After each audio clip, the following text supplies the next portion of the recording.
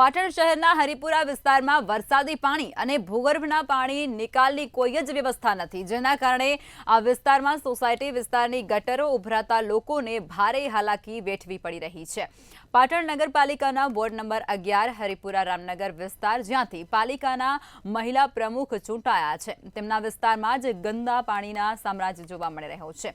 ઘરો આગળ કાદવ અને ઢીંચણ સમા પાણીમાં થઈ અને પસાર થવા માટે લોકો મજબૂર બન્યા છે। દૂષિત અને ગંદા પાણીને કારણે રોગચાળો ફેલાવવાની ભીતિ પણ અહીં સેવાઈ રહી છે। ત્યારે છેલ્લા 2 વર્ષથી આ પ્રકારની સમસ્યા હોવા છતાં પાલિકા તંત્ર દ્વારા પાણીનો નિકાલ માટેની કોઈ પણ પ્રકારની કામગીરી હાથ ધરવામાં નથી આવી। ત્યારે આજે સ્થાનિક લોકોની સાથે કોંગ્રેસ આગેવાનો અને કાર્યકરોએ થાળી વેલણ વગાડી અને સત્તાધીશોને જગાડવાનો પ્રયાસ કર્યો હતો। છેલ્લા 2 મહિનાથી ગટરોનું પાણી અને વરસાદનું છેલ્લા 1.5 મહિનાથી પાણી જે વરસાદ ચાલુ છે, વરસાદનું પાણી મિક્સ થઈ અને આપણા ઊભા રોડ પર જોઈ રહ્યા છીએ તો પાણી લગભગ છેલ્લા 2 મહિનાથી એટલું ભરાયેલું છે। એની ગંદકી અને મચ્છરોનો ઉપદ્રવ અને નિશાળે આવતા જતા નાના મોટા બાળકો, જે અહીંયા પાયોનિયર સ્કૂલ આવેલી છે એ અને નાના મોટા બાળકો ગંદકી અને મેલેરિયા જેવા તાવનાથી પીડાઈ રહ્યા છે અને લોકો ગંદકીથી બેહાલ છે। જ્યારે નગરપાલિકાના પ્રમુખને ફોન કરીને મેં વાતચીત કરી તો આનો કોઈ નિકાલ થાય એવું નથી।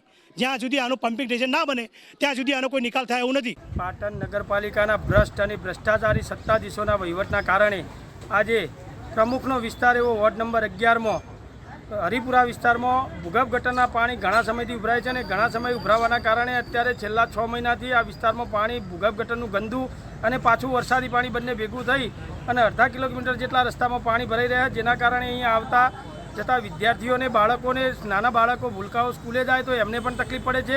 અને અહીંયા જે 250 થી 300 મકાનો આવેલા છે ગરીબ અને મધ્યમ વર્ગના, એ ગરીબ અને મધ્યમ વર્ગના બાળકોને પણ અને પરિવારોને પણ અહીંયા ગંદા પાણીમાંથી પસાર થવું પડે છે, જેના કારણે પગની ચામડીની સમસ્યા થઈ છે।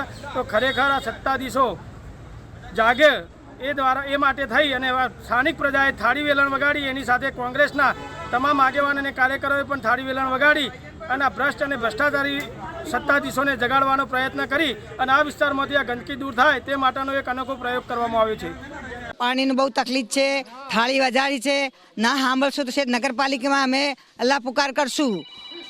શું સમસ્યા છે અહીંયા?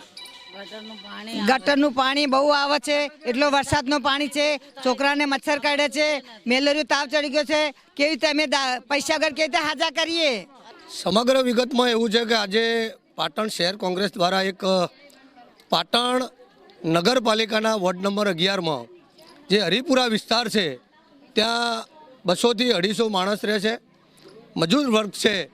આ વિસ્તારમાં ગટરનું અને વરસાદી પાણી ભરી રહેવાને આપ મીડિયા સમક્ષ આપ જોઈ રહ્યા છો કે આ લોકોને એવી હાલાકી પડે છે।